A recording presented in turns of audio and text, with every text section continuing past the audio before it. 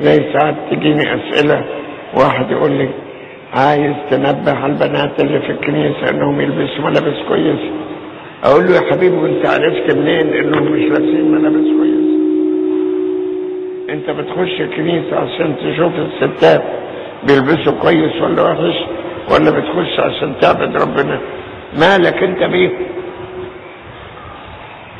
عينيه تفحص، فلما عينيه تفحص هيبتدي بقى يدين غيره ويبتدي يلخبط في الناس، وجايز يسيء اليهم وهم ما لهم شيء اساء. او واحد يقول انا همشي مغمض، اديني بصيت وشفت منظر وحش. اقول له لما تبص وتلاقي منظر وحش وتعثر منه ما تبصش تاني، النظرة الاولى دي غصب عنك، لكن لما تبص تاني يبقى عن قصد ورغبة وتبقى نظرة شريرة. خليك في حالك.